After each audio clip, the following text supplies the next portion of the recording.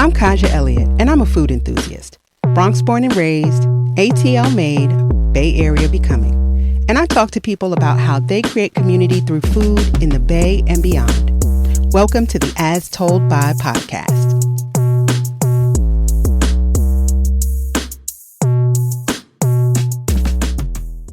All right, y'all, we're here because this is an impromptu episode of the As Told By podcast. I did not know this was going to happen until we were at the reception for the media awards at James Beard, and I got introduced to the team at Caviar Dreams. And so, as a person who is not familiar with Caviar, I'm like, we need to talk because I want to find out all the things. So I'm here with Kendra Anderson and Christine Lemieux of Caviar Dreams. Welcome to the As Told By podcast. Thank you so much. Thank you. Yes. So look, a fluke meeting is about to turn into education for me and anybody else listening, because caviar is one of those things that, it just conjures up a very specific image. But what I feel like I'm about to learn is you are democratizing caviar. That's right. Right. That was the plan. Okay. All right. So let's start from the beginning. Where are y'all from? I'm originally from New York and was kind of raised in Denver, where I went to college. Accidentally stayed there for a couple decades and moved to Chicago in 2022. Okay. And how about you? Yes, so I grew up on the coast of Maine, but I've lived all over the country at this point. I spent 10 years in D.C., moved to Denver where I met Kendra, and then made my way to San Diego before coming to Chicago 2 months ago for the business. Okay. Crazy. So y'all have known each other for some time before this business started. That's right. I keep dragging her along in my wild, half-baked ideas. Well, it's fully baked now because this is the whole thing. Y'all are sitting here in beautiful visors with the company name. So this is now fully baked. So how did you go from friendship to let's get in business around caviar of all things? Well, you'd have to go back several years. Yeah. I think this is year 8 now. If not, it's 8 years. So as Christine mentioned, she had some time in Denver before moving to San Diego. And in 2017, I opened a craft cocktail bar, and it was called Bar Helix. And we had about 100 wines by the glass, as well as a dedicated Negroni cocktail program. And it was kind of a fast start. I was my first place, crazy busy, and we were hiring staff. And so I think a friend of hers had come to work for me and mentioned to Christine that she thought she would like the place. I think you were a fan of Negronis or something? Yeah, Lindsay and I have been drinking Negronis for a decade. Right. At that point. So she came to join our team, and at Bar Helix, we had a role for people who were new to hospitality or honestly just new to the business.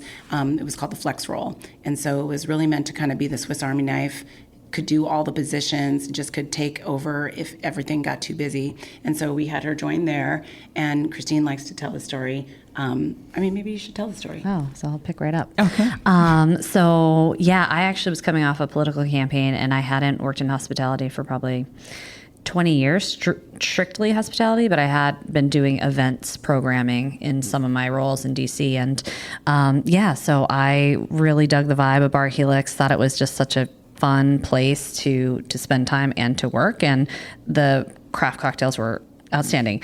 And then I got to know Kendra, and I was like, oh, she's the best. Like, we're gonna be friends. Oh no, you were gonna tell the story you like to tell. Oh, okay. But Kendra didn't know the part that makes me look shady. So the part is she didn't talk to me for 3 months. And then intentionally? No. Okay. It's just that she was busy. Okay. And I, as she likes to say, I didn't need any guidance. That's true. So I just did the work, did the thing, and then it got to a point where she was like, "What's your deal?" I heard her actually at a table. I actually remember this. So we had a pretty robust training program, and as we are now, I'm very focused on brand tone, brand voice, how you represent, how everything comes together for the guest. And so I had a spiel that I would do at tableside with our guests, and I was walking past her, and this is a woman again who is in this kind of beginnerish entry-level role. And she was delivering, I think it was one of our Negroni cocktails, and she was using the exact verbiage that I would use. And I was like, like word for word. And it sounded very convincing, and I knew she had only worked with us for a few months, and I was just like, who is this person? Like, she got my attention. And to be fair and clear, in the hospitality industry, people are in and out. It is a revolving door. So you don't get super invested in every person that comes to work for the team. It definitely wasn't personal. But I was very, very busy. So I caught her giving this spiel and sounding so convincing, and I saw the guests responding in this very positive way. And I was like, oh, okay, let me check her out. So yeah, I started to pay a little bit more attention. And then we started really expanding our events business. So having a lot of private parties, a lot of people wanting to book the space, political campaigns, wedding, reception, like all the things. And she had mentioned she had this events background. And so I said, why don't you come in my office? I remember that too. I do too. And so we had a little chat in my office, which was like the size You of got a the private Coke invitation. closet. Yeah. And she sat down. We had a little milk crate that people could sit on. And I sat in the little chair. And so she told me the story of her master's degrees, all this travel and all this work and campaigns and events. And I was like, I'm going to give you a little, are you up for a task? Business operations was really also key there. So I asked her if she wanted to take on some more responsibility. She said yes. This was in maybe the spring of 2019. Yes. I think. And that's what happened. So she started really running our events business, booking things out. We were collaborating on parties. And I just really saw, I thought she had a lot of talent. And then a year later, the wheels came off. How do we go from the wheels did come off, wheels. right? So I say this all the time. Y'all might be tired of hearing me saying it, but the number of people I sit down on this podcast and talk to who 2020 became that pivotal point where they either hit the gas on something that was already going, or they just lit a fire under an idea they had. So how did Negronis and a bar turn to Caviar? Well, there's a restaurant and a consulting business in between. So you tell us how much you want to hear. Oh, listen, lay it out. Lay it out for me. How do we go from the bar, and what were you consulting on? Well, before the consulting was a restaurant. So when COVID started, as we've said, it was a craft cocktail bar, only about 1,400 square feet, no outdoor space to speak of. So we had to close down completely. Immediately started a to-go cocktail business, and I laid off my entire staff, the worst day of my life, except for Christine and our chef. And the mayor of Denver and the governor had said, okay, you can go with cocktails that can be served for takeaway. And so we quickly spun up a to-go cocktail program. So we bought batch bottles, we bought labels, and just started making cocktails in masks, You had to pivot. 6 feet apart in our restaurant with a chef who was making a completely different food menu. I had a catering business for a number of years before I opened the restaurant. And I was like, let's go with comfort food. So we made jambalaya, we made macaroni and cheese, we made ribs. I had a smoker. We didn't have a full kitchen, so it was like this random Limited mix of food that we thought would be comforting in March of 2020. And immediately started that business. And we were basically the three of us. So many people stayed home during the pandemic, and good for them. We did not. I literally took no days off. I walked myself to work every single day, and we just had this cocktail business. Wow. So we did that until May, and then they were saying, you can come back with limited seating outdoor. And I was 25%. Right. My space, as I said, had not very much outdoor space, but there was a space that was vacant just up the street, a large restaurant that had a giant patio. So I went to the landlord and I said, hey, what if I take over and do the lease and pay the rent on that space and use that outdoor space for my concept? And he was like, sure. They didn't have anybody paying rent. So he was pretty excited. Yeah. So I went to her and to, again, our chef, and I said, I think we should do a restaurant, a totally different concept that I knew I wanted, which was to take a vacation. Yeah. I was desperate to get out of town. No one could travel, of course. And so we basically spun up an entirely different restaurant in 6 4 weeks. 6 weeks. Oh, wow. Yeah. Wrote the concept, wrote a menu, Design, everything. And it was larger than Bar twice Helix. the size. Yeah. So we went from what had been a 60-seat cocktail bar to 100 seats of outdoor dining, a full-service restaurant, again, with a full food menu, the same amount of drinks, like it was bananas. And we changed the menu every month. That was Changed the menu every even month crazier. to match the destinations. Yeah. So the restaurant was called Cabana X. Okay. and Y'all it did a was- lot. It was so We're fun. never not No, it doing was a lot. fun. It was really great. So we did that all summer Okay. and into the fall. And then when the weather changed again, they closed us back down. And honestly, I was just like, I That's gotta. when the consultings. We were Because it was back tapped and out. forth for a while. You open, you close, mask, no mask, indoors, outdoors. It was a lot of going back and forth. And honestly, the staff was not ready, did not want to come back or do the limited indoor, outdoor. I knew I was feeling like I was mentally broken from working nonstop in the pandemic. And then I was like, I just need a break. So we just decided to kind of pull the plug on the restaurants, both of them, unfortunately, at that point. And that's when the consulting, because we were like, well, I was like, I got to eat. And someone had come to me and asked me to do consulting on a project that they were starting to develop. And in that moment, she was standing next to me. I was talking to this guy, and he was like, well, when can you start? And blah, blah, blah. And I said, well, yeah, I'll do this, but it's her and I together. And I had never said anything to her about it. I just looked at her and I was like, don't say anything. Just say yes. Yeah. Just And went so down like that. that's what Go with the happened. flow. So that's when the hospitality consulting started. Okay. All right. So 2021. So then. So then... So then, To Caviar. to Caviar. Yeah, so we did that for about a year. And by the beginning of 2022, I knew I was done in Denver. I really wanted to leave. Had decided to move to one of 4 different cities. Chicago happened to be first. I was going to spend the summer, like, checking out all the different cities to see which one I really wanted to be in. And I got to Chicago actually 3 years ago this week. I was Okay. walking down Michigan Avenue, literally across the street at Grant Park, and I was taking photos, and I was like, oh no, this is it. I I'm heard gonna a summer in cancel. Chicago is all the things. So it's your shyversary. It is my shyversary, and Yes. I could not be happier. The best decision I've made in a very long time. And so yeah, we were consulting. She moved to San Diego. I lived here, and we were doing consulting work with various clients in various different parts of the country. Okay. Just minding our business until 2023. Until you had that moment. So that's now we're This at is the Caviar. moment. Finally, the Y'all moment you've are been- waiting for right now. The Caviar story. Okay, so what we didn't say is that at the restaurant, both restaurants, we had caviar. Before I had the restaurants, I was always offering caviar. I used to produce events for Aspen Food and Wine. Okay. And I worked in the wine business. I was a sommelier, and I was doing pop-ups around the city ahead of opening the first place, Bar Helix. And so in 2013, I went to Aspen Food and Wine, went to a party, an industry party, as they have, just like here at in Chicago for Beard. There's all these pop-ups and parties all weekend. And I walked into a party with a friend, was walking around. It was at Matsuhisa in Aspen. I'm just like rolling around. I'm all starstruck. And someone walked in, a man walked in with a giant tin of caviar. I think it was probably 1 kilo. It was huge.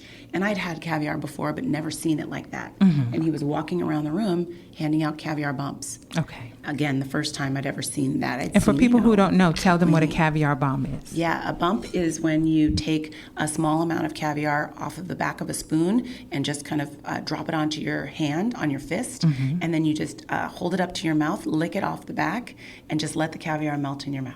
Okay. It is I had one of those magical. last night. It was very good. Isn't it? Yes. It's the best and purest way to really experience the caviar, and it really originated in the caviar industry. It is the way you would go and when you were sampling caviar to decide, which purveyor you wanted to ultimately, buy caviar from, that's how you would sample it. Okay. So it's a very kind of like industry, inner circle kind of situation. It was never the way the public would consume caviar, ever. Okay. That's new. Now, let me ask both of you, and Christine, I'll start with you. What was your exposure to caviar before being in the business? Was this something you were a fan of at restaurants? Did you grow up in a caviar home? What was your exposure point? This is good. I grew up on the coast of Maine and ate more seafood than you could probably think of as a child. Never had caviar, but I stopped eating seafood by the age of like 13, 12. I just did not. Had enough. I've had enough. I didn't want any more. And so, yeah, for years, I was like, I'm good.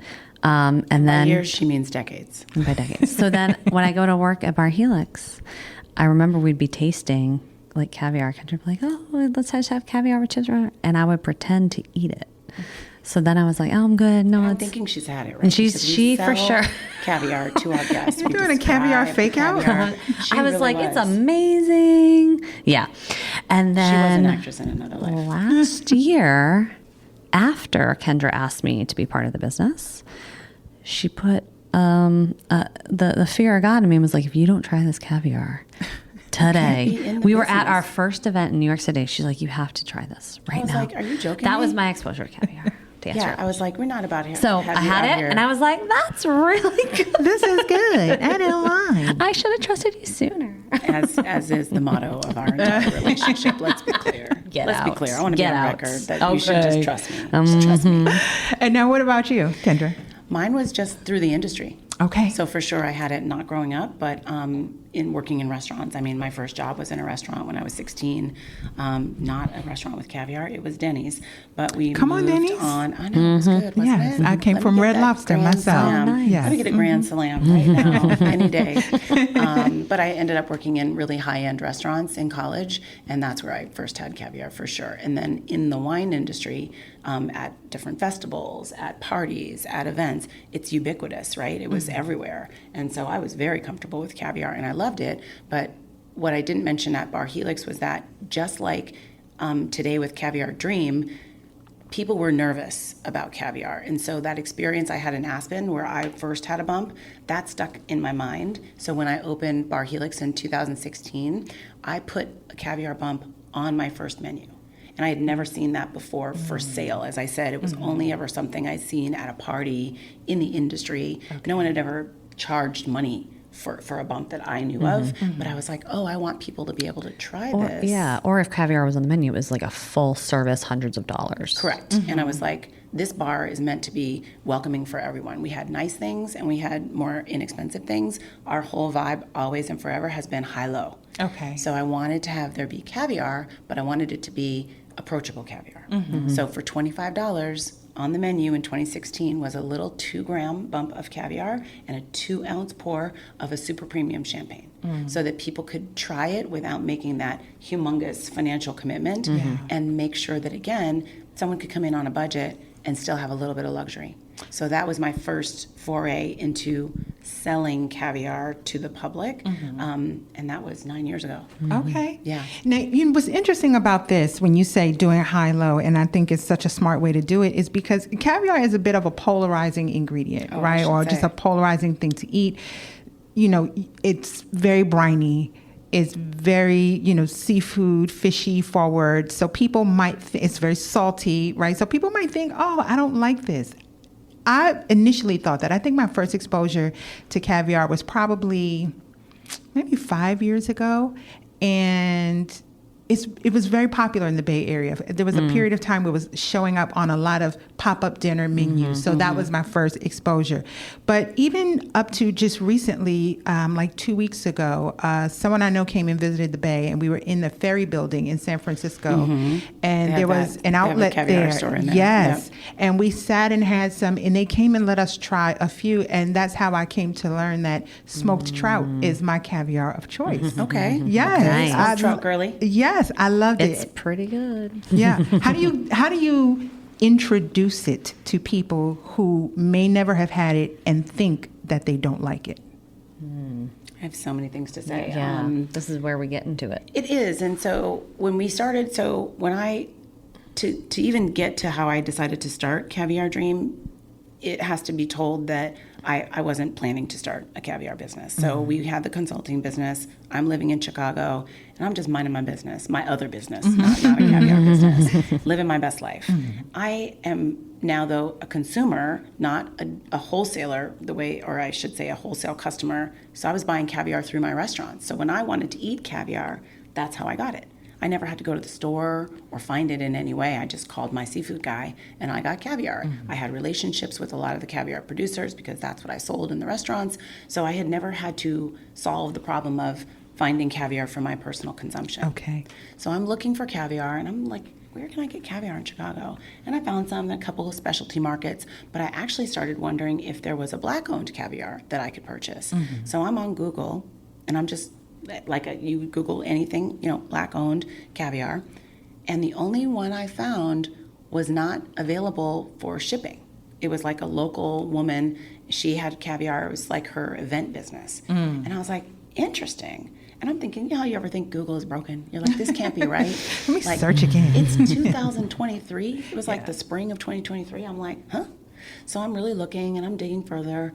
And for real, there just was not a single caviar business that was Black owned that was going to be able to ship caviar to my door. There's plenty of others, but not Black owned. So I just like marinate on this for a minute. I'm just thinking.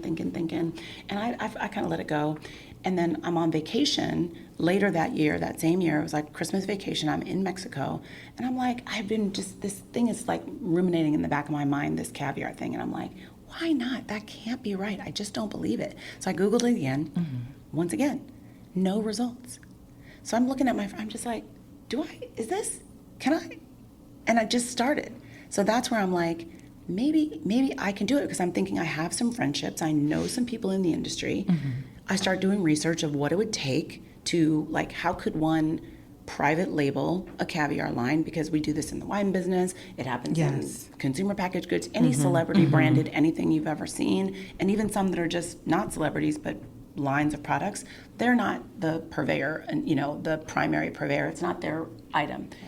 They find it from somewhere else and then they put their label on it. So I'm like, I'll start there. Like, let me see where I can go with this. So I'm looking into all of this, and that's ultimately what led us there. But I say that to say that the reason I started to be surprised was that as I started researching where I could find representation of Black people enjoying caviar, so I'm starting to think ahead to like my website and how I'm going to post anything on Instagram. I'm just looking for some content. There were no images even of any people of color on Google. And I had KJ Google this a month ago, because he was looking at me like, that can't be right. And he was like, oh, you're right. There's some TikTok, there's some Instagram, but there's no like brand images, no media, there's nothing. And so all of that is to say, when we talk to people, why are they nervous? The reason why people are nervous to try caviar and have these preconceived notions, especially when I'm speaking mainly about people of color, is because we've never had any conversations about caviar with us. There's never been a brand who's made an effort to make the packaging relatable, or to make the verbiage or the brand narrative something that's spoken in a language that's more accessible or casual. So we have to start there. We start there before we even get into what are your concerns about. People won't even, I've had people literally run away from me holding a tray of free caviar, just going like, my stomach. Like, it's a lot. So we have to really unpack that in a careful, thoughtful way before we start grilling them about what's their caviar flavor profile, which we do. But it's like a psychological thing that we actually work hard to dismantle and make people feel really comfortable about even opening up, because people don't even want to admit that they have a fear or a feeling about caviar, and that's something much deeper.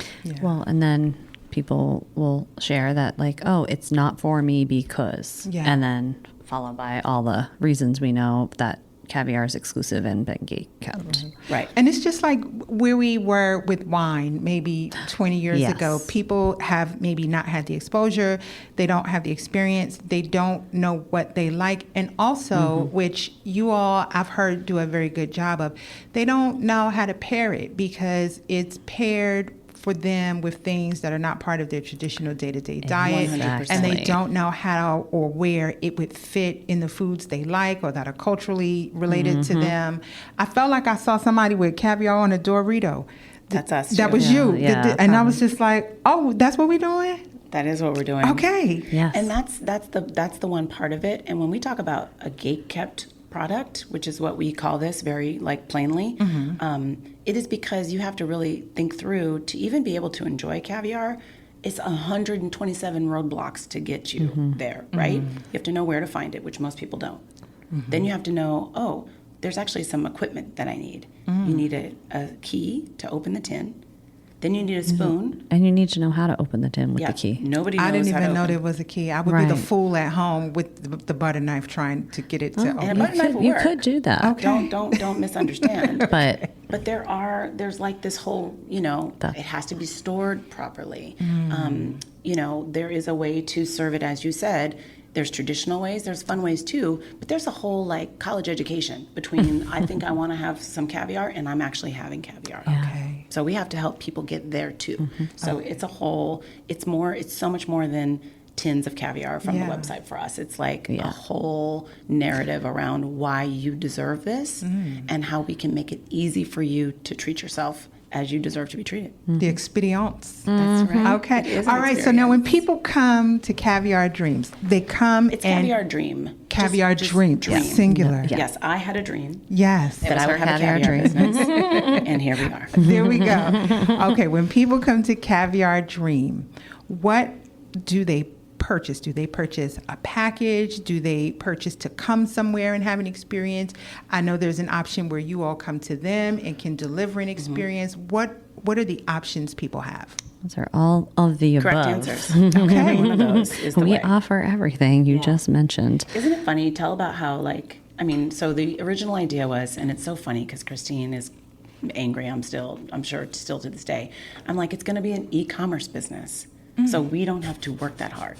We're going to create this website. We're going to put the caviar tins on the website, and we're going to make money while we sleep.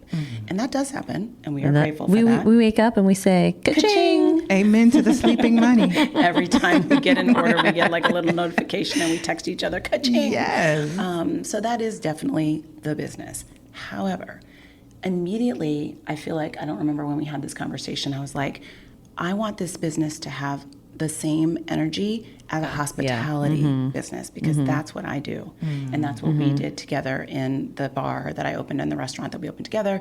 We led with a hospitality mindset. Approach. The caviar brands that are out there are leading with a packaged good to you mindset.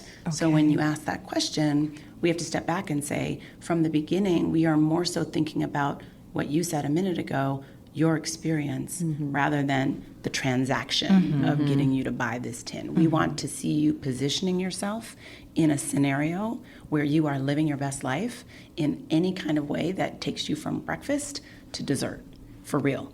And it's parties, it's celebrations, it's kicking it with your friends, it's watching TV on the couch. We need to make sure that you have good visibility into yourself having those moments.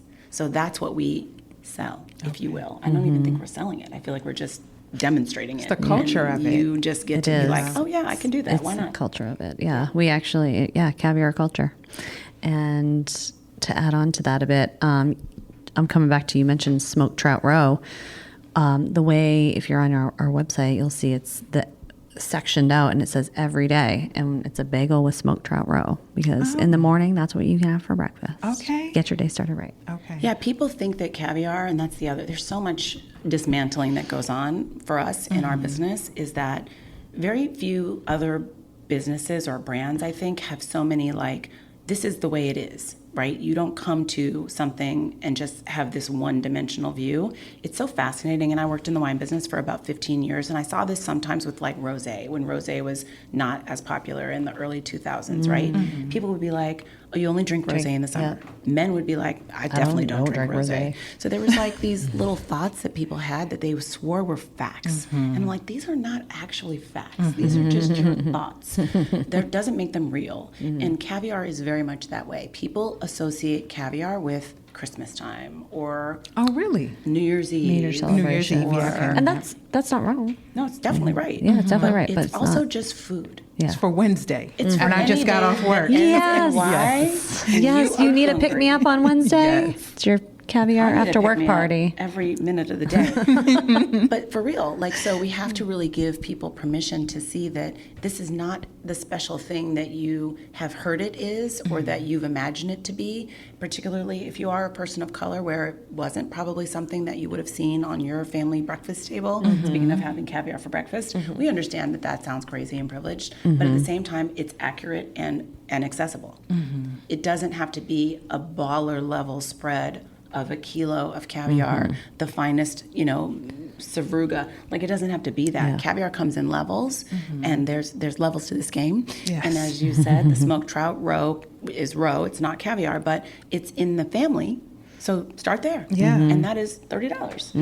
You can have You this. can start you can do there. this. Yeah. That's right. And there's also, I'm finding, just the variety of what the eating experience is. The salmon roe maybe is a little bit more oily or has a little bit more fat to it. The pearls are a little bit bigger. So me, as a girl who's a fan of a boba, I almost have That a boba is what I experience always when say. you bite and you get that briny pop of flavor. So We should talk about the quiz and how you said, how do we help people understand. Oh, there's a quiz. Oh, we got a quiz. Okay, Yes. so Quiz. help people find their caviar That's right. personality. Because that's what Yeah. makes it hard. And I get it. Like, by the way, when we sit here talking about this, it's not coming from a place of not understanding why people have the questions and the hesitance. It's just that we're just trying to make it so playful that we're just like, don't worry about it. We got you. We got it. But the quiz is helpful. It's really changed people's, I think, mindsets. Yeah, and we actually used it at the Black Women in Food Summit back in DC, and it was a big hit because, again, a lot of people have never had Where it. was I when that was happening? I didn't see a caviar there. Oh, it was at the welcome reception, right? The first yeah, it's night? a welcome at the marketplace. reception. No, the night Nope. before. Okay. There was, I think it was for speakers. maybe. Got it. And Okay. Got yes. So we have a little quiz, and it's just 3 questions. And people think, they get nervous, they're going to fail. It's like, no, this is about understanding what your palate it wants and likes. And one of the questions we were serving smoked trout roe on a bite, and one of the questions to guide us to know if that person would like it is, do you like the pop of a pomegranate seed? Because Believe if it or you not, like that pop, Lots of people don't. yeah. They don't want that. They don't want that texture. Okay. Yeah. But that if they say yes, they're a smoked trout roe person. Or boba. Okay. Or So it's boba. similar. Yep. So you are exactly on target with you describing right, why y'all. you liked it. Yes. Because you were like, I like like boba. Other people, no. What was the woman she said she didn't like? She didn't like things touching. No. There's been a lot We've of heard a things. lot. Okay. You can think of it. We have heard it as a reason Heard it all. people did not want to try the caviar, but one of them is texture. Okay. The next, and I was going to say, you want to do the other questions? Oh, no. Yeah, go ahead. Do you like an East Coast oyster or a West Coast oyster? Key question. That pushes you in one direction or the other on caviar. Right. Not to say that caviar tastes like oysters. It doesn't. Right. Okay. But when you think of East Coast versus West Coast oysters, what does that say to you just in your mind? Well, when I was living on the East Coast, I was not in an oyster lifestyle, but I definitely have had many a Tamales Bay now that I live in the Bay Area. So I don't really have a comparator, right? Okay. But I like a good West Coast oyster. Right. Yeah. So stylistically, most people would agree a West Coast oyster is a milder flavor. Okay.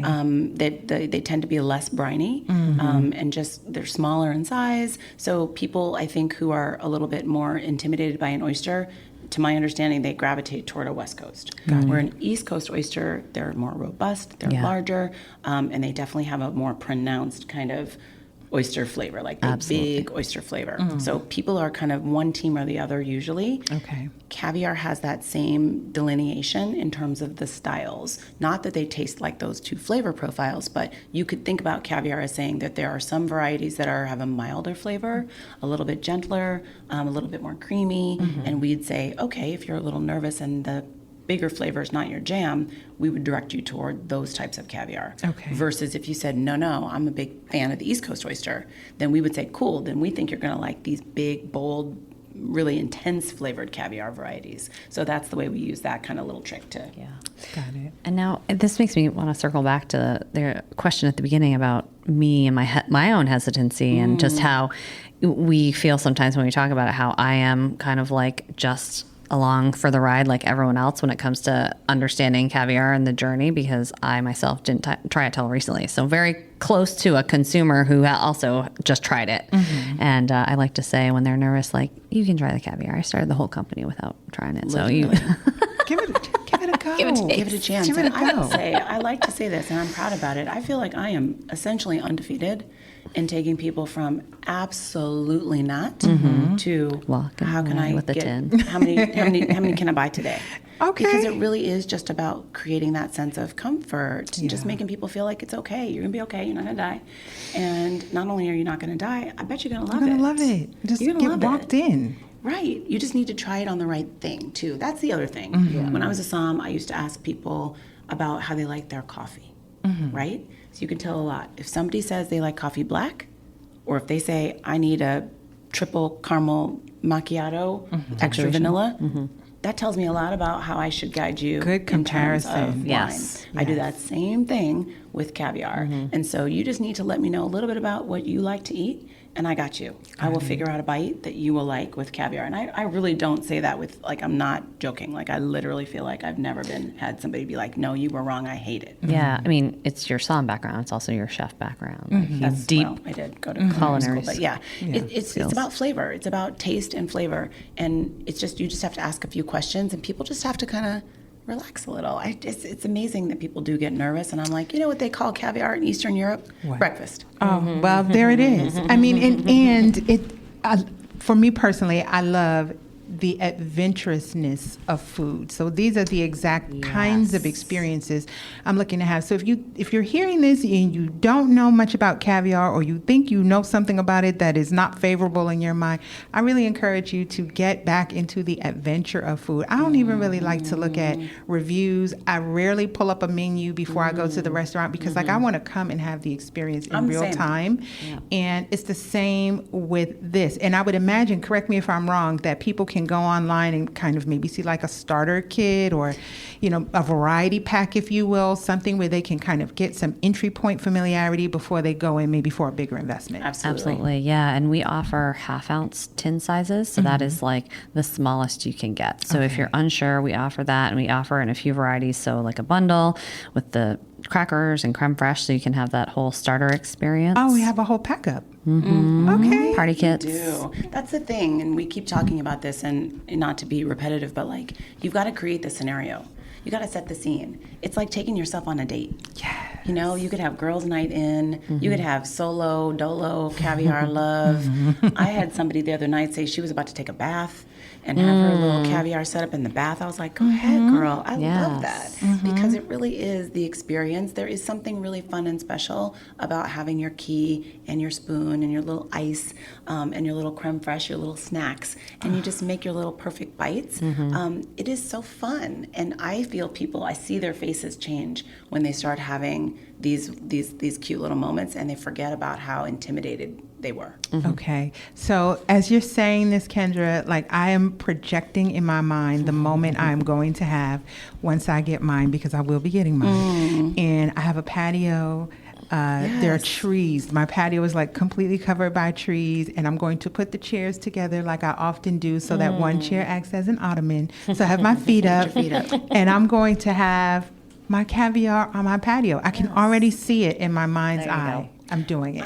Where was I recently? And I don't even remember. I think it was a charcuterie board. And I just was like, oh, I have some leftover caviar. And I just threw that right on there. And they were looking like, oh, how does that go? And I'm like, because it goes. It's all just snacks. Yes. We're just having snacks.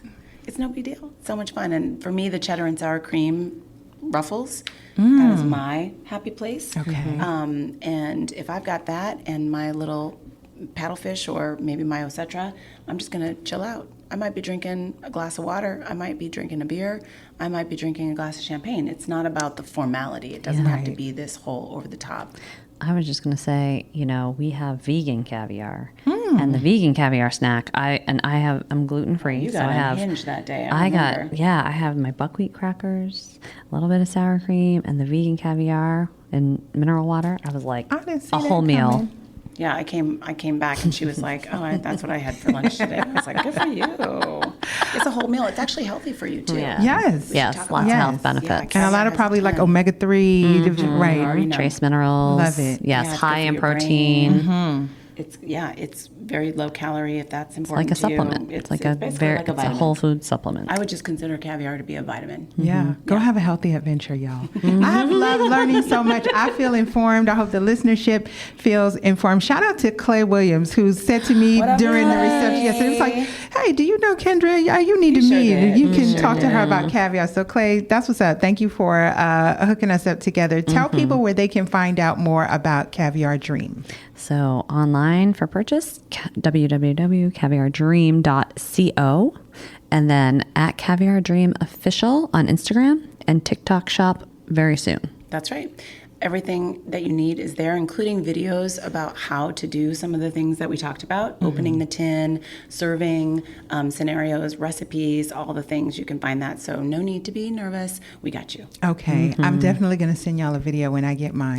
Yeah. Please do. My We opening love getting the experience. videos. Yes, we get tagged in a lot of people's like, And we here's what I love did. it. And it makes us so happy. Thank you. Yeah. This has been Thank amazing. you. Yes. Thank you so much for talking with me. If you all want to keep up with me in between episodes, you can find me at kayinthebay.com or on Instagram at heykayinthebay. I'm still here in Chicago. Who knows who else I might be popping up on while I'm here. But, of course, I will bring y'all along for the ride, and I will see you on the next episode. Bye. Bye.